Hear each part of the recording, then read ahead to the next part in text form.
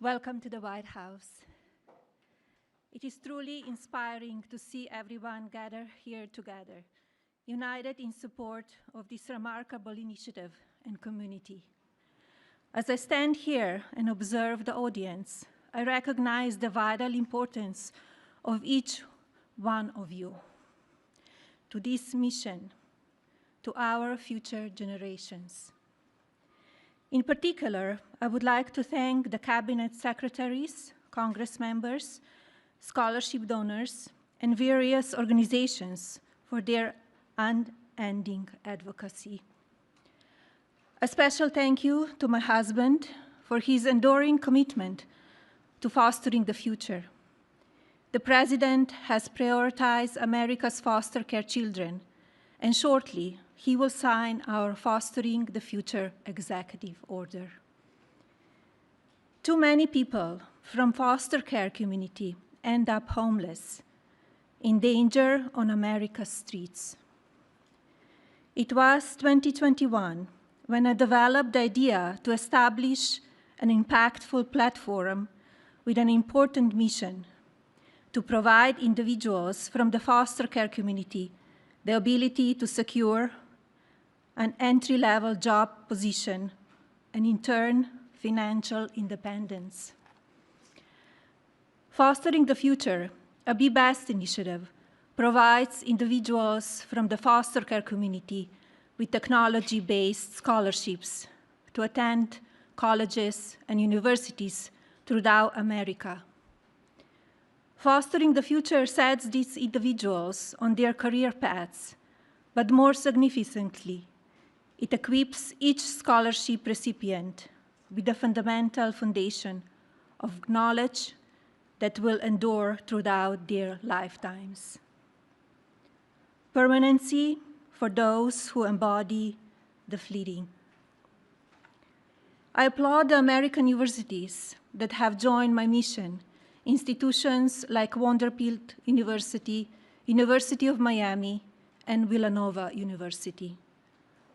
Following graduation, scholarship recipients from my program are prepared to enter the workforce and ultimately become leading executives.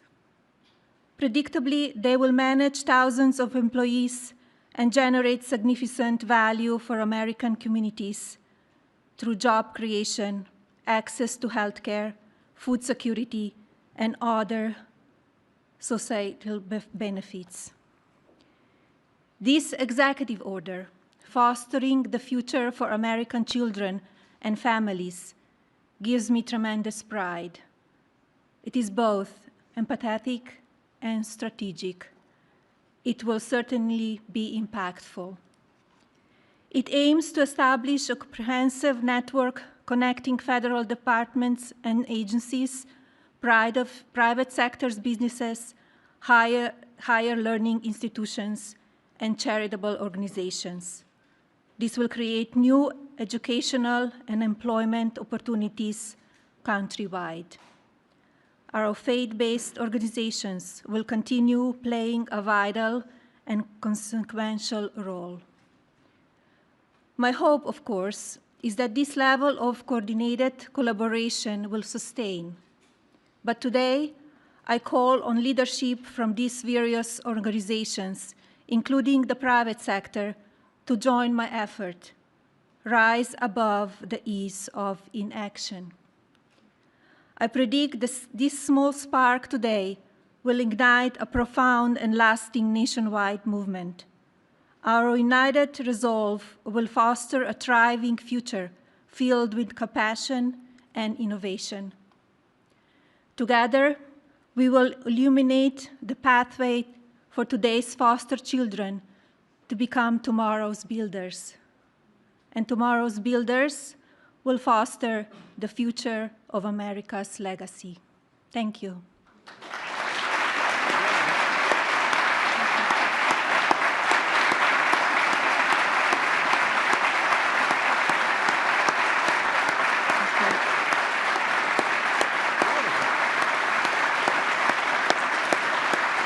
It is my pleasure to introduce my husband, the President of the United States, Donald J. Trump.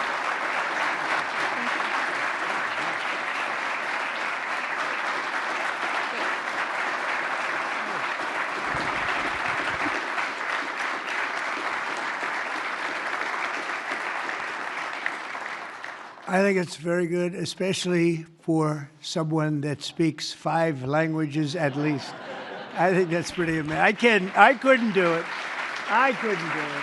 Yeah, well, thank you, Melania. And our country is truly blessed to have this magnificent and very caring First Lady. They love her. Every time I get up and make a speech, they say, "We want our First Lady." I said, "What the hell? I'm not good enough? I'm not good." But thank you very much. Great job. And it's great the work you do in so many ways. This afternoon, I'm delighted to sign a historic executive order building on the Fostering the Future initiative to make America's foster care system better, fairer, and more effective than ever before. And it's been effective, but it's moving in a very strong direction.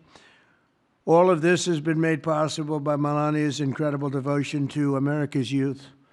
Spends a lot of time on it and loves it, and along with our great Usha, you spend so much time, and what a combination. First Lady, Second Lady, what a combination. Thank you. They do a great job, the two of them. They're amazing women. I want to thank Vice President J.D. Vance and Usha. Thank you very much. Vice President, stand up, Vice President. And he did a big thing today. He's going to be on television tonight with the legendary Sean Hannity, so everybody has to watch. I'm sure CNN loves this advertisement, but he will be. I heard it was a great interview. And Secretary Scott Bessent. Scott, thank you very much. An extremely non-controversial secretary, Robert F. Kennedy, Jr. But he's right. But he's right. And Scott Turner, thank you very much. Doing a great job at HUD. And thanks as well to Senator John Husted and Representatives Jason Smith, Darren LaHood, Zach Nunn, and David Schweiker. Thank you all for being here. Thank you, fellas. Great group. We're also joined by countless distinguished leaders in the child welfare advocacy ministry and charitable foundations, as well as so many wonderful young people who have experienced foster care and used their voices to champion needed reforms. And I want to thank everybody for being here. It's an amazing day at the White House. Thank you very much.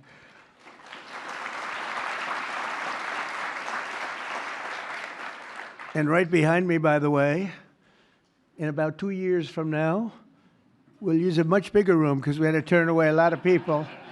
And it'll be right here. This will be the entrance. That's a knockout paddle. It's called the knockout. It looks pretty nice right now, but it's going to look a lot better in a little while.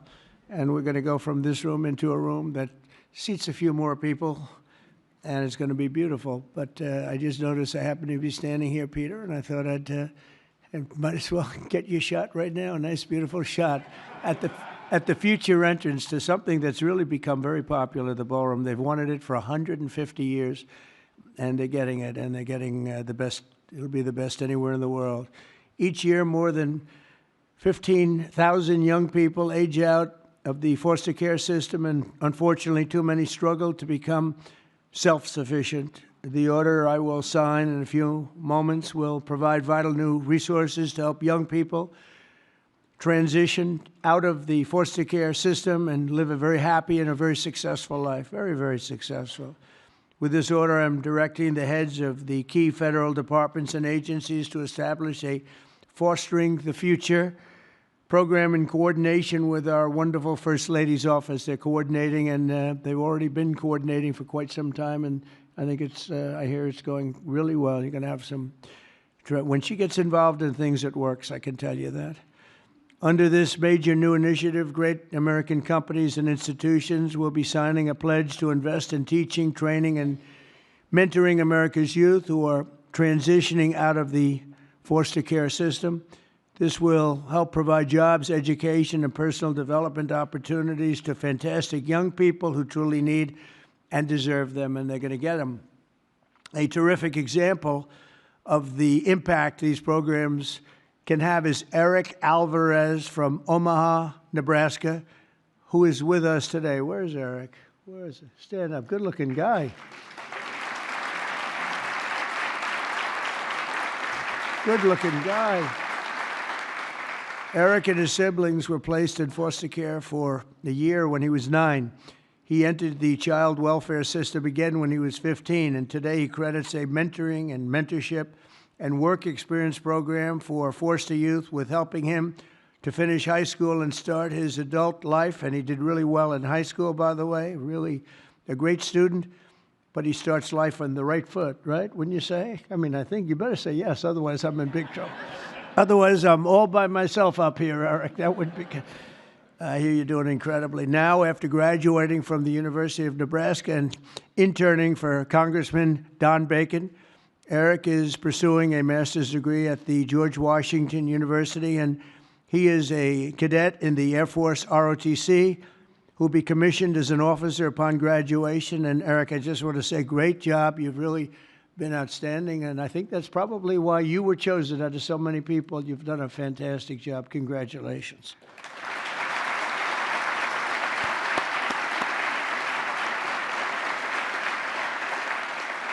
The new initiative we're establishing will also create an opportunity for foster youth to take full responsibility of the federal tax credit scholarship program established by the One Big Beautiful Bill. So many things, tax cuts and regulation cuts, so many things. The biggest ever passed in the history of our country. I call it the Great Big Beautiful Bill. I changed the name a little bit to make it even more sublime. But it is, there's so many things in there for everybody. We had a choice. We could have done it in 9 different bills or try for the one, and everybody said, no, let's do it in 9. It'll be easier. Actually, it wouldn't have gotten done. And J.D. and I and Scott and all of us got together, and we said, let's give it a shot, and we got it passed. And it was an amazing thing, but it's going to help a lot of people. There's never been anything like it. As in one bill, there's never been anything close. And when you see what's going on with the Democrats, we're lucky we got it passed because we don't have to do anything.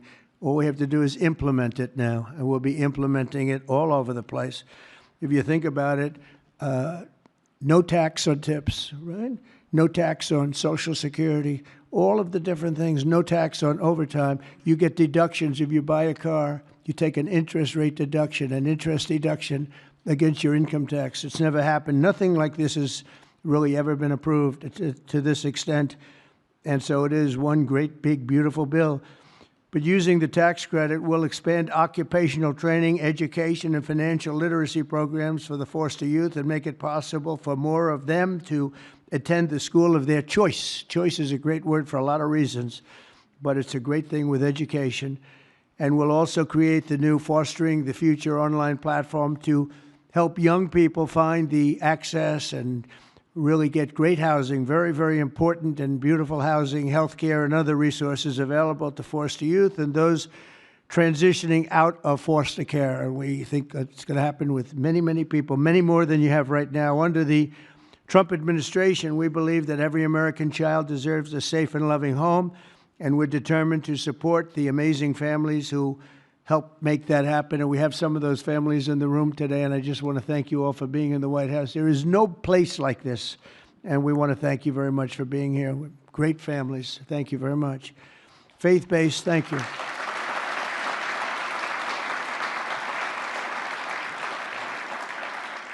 Faith-based nonprofits are the nation's most trusted institutions, interacting with the foster care system and practicing Christians and more. Think of this, more than twice as likely foster care.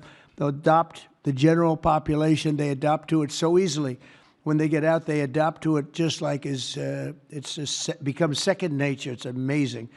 Yet radical left policies in states nationwide make it much harder, not easier, for those families to open up their homes. But we're working on that. We're dealing with the radical left. It's not easy, but we're winning, and we're winning big. That's why with the order that we're doing today, we're taking the ridiculous woke policies that discriminate against Christians and families of faith. As president, I will always stand by us. We will stand by our country, and we will stand for religious liberty. So important. We stand for religious liberty. The Bible tells us, thank you. Thank you. The Bible tells us that one of the measures of any society is how it cares for vulnerable children and orphans. So important, and it's so big in the Bible. So as we make America great again, we are going to protect American children in foster care and we're going to ensure that they will never, ever be forgotten. These children will never be forgotten, and they're going to grow up to be unbelievable, strong, smart, wealthy, productive citizens. So once more, I want to thank Melania for the great job she does, not here only just as First Lady. She's a great First Lady. And I want to thank you very much, honey, and the foster families and leaders here today. You're very special people, and we're going to work together, and we're going to have some absolutely incredible results. Thank you all for being here. Thank you very much. Thank you.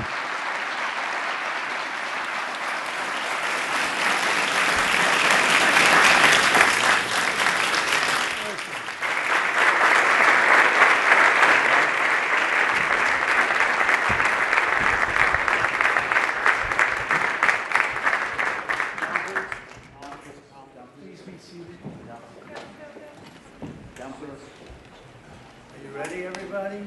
This is it. Too late to change after. Should we sign it? All right. Susie, do we sign this? Good. Good now. I'm